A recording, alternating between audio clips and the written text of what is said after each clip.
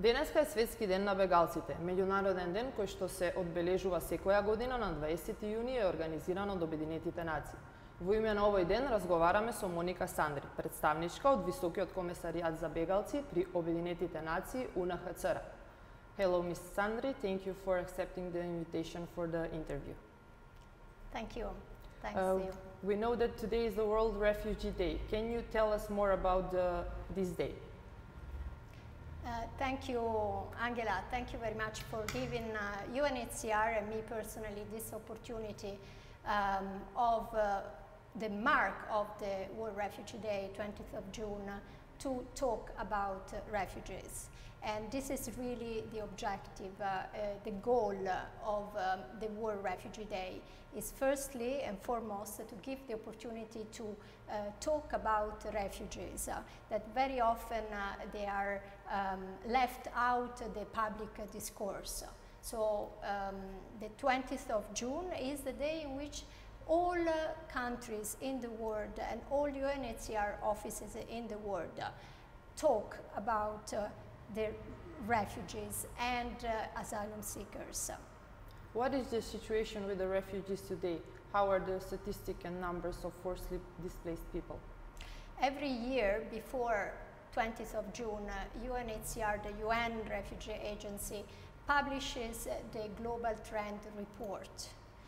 And in this report for the previous year, so in this case for the 2022, we can find all the data and statistics about forcibly displaced people, about refugees, so people that are forced to flee and cross an international border, and also internally displaced people, so people that are forced to flee their homes but they remain in their own country.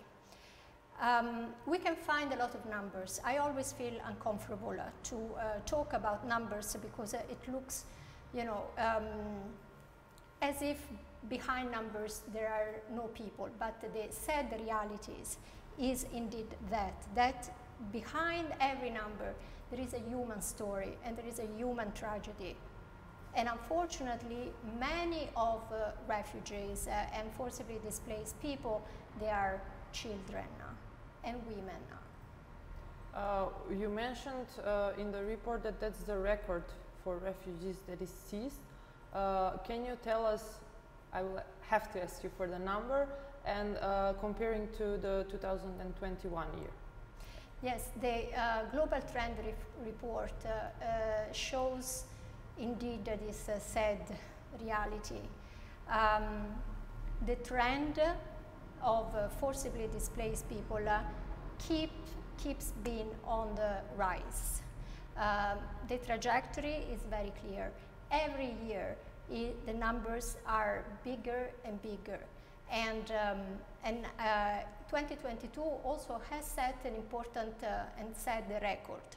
We have passed the over 100 million forcibly displaced people in the world, and already in 2023, we have reached 110 million. Where does these people flee from, mostly? There are many conflicts in the world. And unfortunately, many of conflicts, and particularly 3 conflicts, they account for 52% of refugees. So if we would solve conflicts such as in Ukraine, in Syria, in Afghanistan, we would immediately witness 52% less refugees in the world. But there are many other conflicts that unfortunately, again, the trend is not to see less conflicts, but even more conflicts. Okay, in what way the Russian invasion contributed to this number? For a big proportion.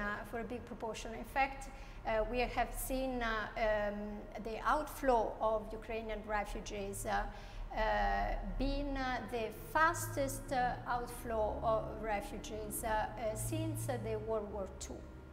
And if we can imagine that we had, before the Russia invasion, we had 27 approximately Ukrainian refugees, and this went up to 5.7 million Ukrainian refugees in the world. So an incredible number, and as I said, the fastest since the World War II. What is the situation in the Republic of North Macedonia? How many asylum seekers are here? Maybe contrary to what sometimes people think, there are not that many asylum seekers, there are not that many refugees either. Many people come to North Macedonia, but then they pass through. However, North Macedonia is also doing a lot for the protection of refugees. The first thing to be done is to make sure the systems are in place. First and foremost, the asylum system. So every country should develop, should build an asylum system in accordance to the international standards, international convention. So this is the first thing. But just an asylum system is not enough to improve the protection of refugees. Very important is also to have this being accompanied by an effective integration system. Asylum system first, they need a legal status, but then they also need to be able to integrate in the society and making sure that they can contribute to the society. And that is, let's say, the most important thing. But also very important is to have effective migration policies, border management policies, making sure that the security is there. However, systems should always be mindful of respecting the protection needs of people that may be forced to cross the border. That was actually my next question about what authorities can do to improve the protection of refugees. If you want to add up something, you can, or you can answer how each of us or all the other stakeholders what can do to improve the protection of refugees. Everything goes in tandem because we cannot talk about really refugee protection thinking only and putting the responsibility exclusively on governments or parliaments. It's a whole society effort. It's very important, for example, the right mindset. Negative narrative around the refugees is not helping. It doesn't help. It's very important that first and foremost people get educated, that they educate, I would say, even themselves on really what it means to be a refugee, why people become refugees, and really move away from the stereotypes. Refugees are people, are human beings, and half of them are women and children. And if it were for them, they would have not left their country. They would still be there, enjoying their normal life, because they are people like you and I. Just that they were in the unlucky situation that maybe there was a war or something that forced them to flee their country and go and seek a protection into another country. So we have to understand what there is behind the word refugee. Behind the word refugee, there are children refugees, there are women refugees, and men refugees. People like you and me, like us, like all of us. I will have to connect to this question because you know the situation in Macedonia. What is the climate here? Do Macedonian citizens accept the refugees, or they have a lot of stereotypes still? Stereotypes are there everywhere, everywhere. But I think climate is changing. times are also changing, especially we put a lot of hope in the young generation and the youth. People now are more informed, are more educated, travel more, they are more acquainted with differences, and they are also more inclined to accept such differences, to recognize them and to accept and to be willing to work together and build something together, a better society, a better world. And this is the dream of the Agenda 2030. When we are to the agenda, we know that UNHCR has a lot of activities on this topic. One of them is the Global Compact for Refugees and the Global Forum for Refugees. Can you clarify for us what they represent? The word says it all, Global Compact for Refugees. Global Compact, that's what really is the call about. With the Global Compact on Refugees, the General Assembly, the member states, wanted to make a call to compact all together to advance solutions for refugees, for forcibly displaced people and for refugees. Why? Because we see precisely what we were saying before, that the number is on the rise. So while we talk about the solutions, the way we have talked about it so far, well, you know, it's not enough, because numbers keep increasing. There are more and more new conflicts and more refugees and more refugees and more conflicts, while on the other hand we don't see enough solutions. So the Global Compact on Refugees precisely wants to put the light, the spotlight, on the fact that we need to redouble our efforts. We need to work together much more and much better, in a much more effective way, to provide the solutions for refugees. You know, another important information that comes from the Global from the Global Trend Report is that the majority of refugees, despite what people think, they are hosted in low and middle income countries, not in wealth countries. Not all refugees go to West. Majority of refugees are actually hosted in low and middle income countries. So it's not fair that only low and middle income countries have to assume the responsibility for refugees. This is it's a world issue. Every country is called to assume the responsibility for advancing solutions for refugees. Okay, and what about the Global Forum for Refugees? The Global Forum is precisely a moment in which all countries, but it's not only for countries, it's also for civil society, for entities, for the academia, for different components of the society to come together and to pledge, to state, to say what they would do to advance refugee protection and the solutions for refugees. The first Global Refugee Forum happened after the adoption of the Global Compact on Refugees in 2019, and on that occasion states and different entities pledged a number of the initiatives to advance refugee protection and solidarity.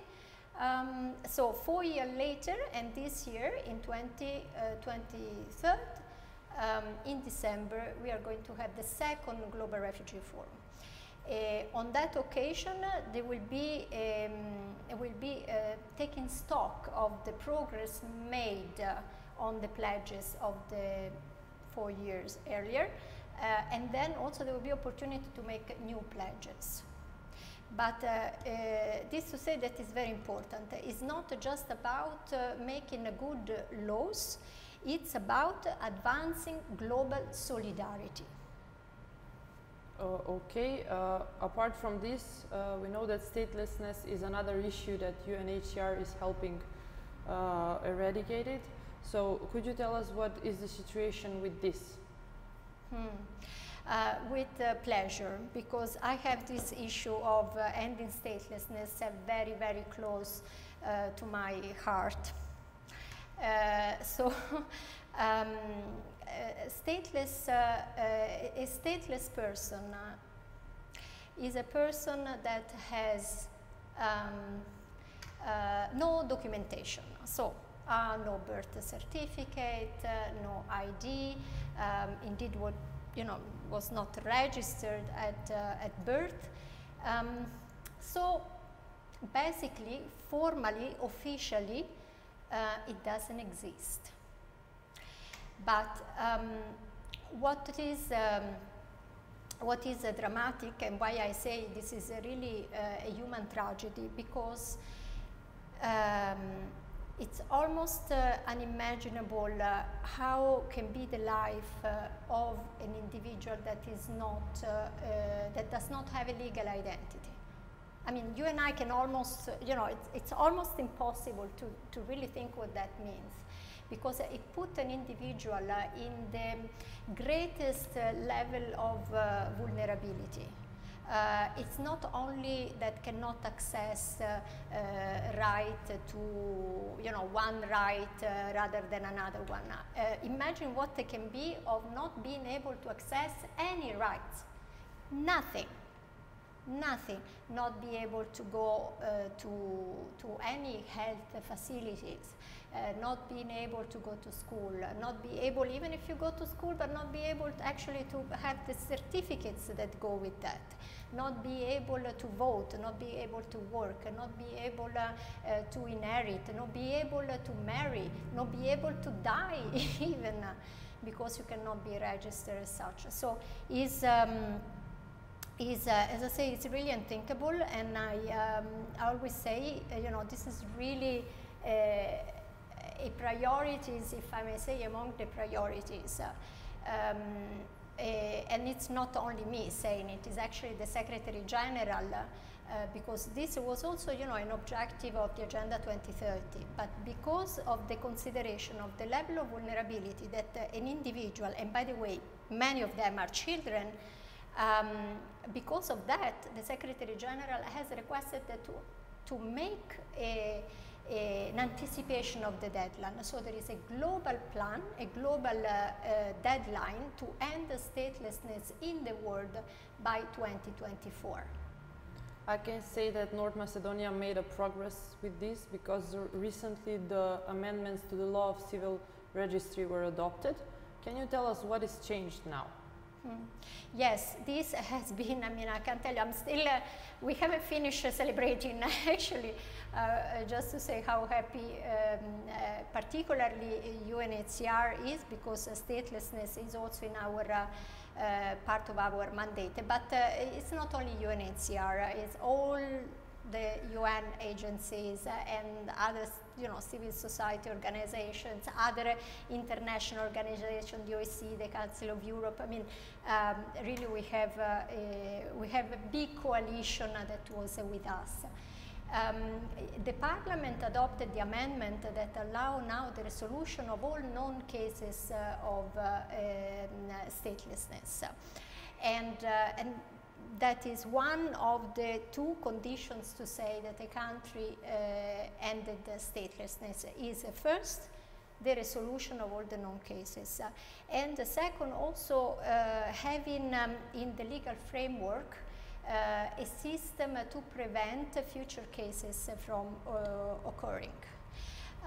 So this milestone that happened just a few days ago set North Macedonia really in the right path to resolve all cases by the end of the year, and hopefully even before the end of the year, and then to become the first country in Europe to end statelessness and the second in the world. So this is making history for the country, but what is more important, the most important thing, is that this is a life-changing event for all people that are without a birth certificate, without an ID. So, I'm so happy. We are all so happy for them. I'm happy now, having in mind that I didn't know that we are the first country in Europe to do this. That's a great thing. Yeah, we will Indeed. be, potentially. Yes. I hope. Yes. We will. Okay, for the end, can you tell us what is the UNHCR advice for lowering the record of refugees that was seized last year? What are the activities that you may have? The responsibility of lowering the number of refugees, I wish would rest with the UNHCR, but this is not the case. What really would make a big difference sorry, is what I said before. I mean, stop the conflict. That is the most important thing. And as I mentioned, just the 3 conflicts alone accounts for 52% of the number of forcibly displaced people. So that would be really the first thing to do. And UNHCR stand ready. This is our role. This is our mandate. Is to oversight the situation, but also to support the government and all stakeholders involved to make sure that systems are in place in full respect of all international standards, norms and guarantees. Very important is to pursue solutions and become altogether more effective in finding solutions for refugees. Thank you for being part of this interview. Thank you. Thanks to you, Angela.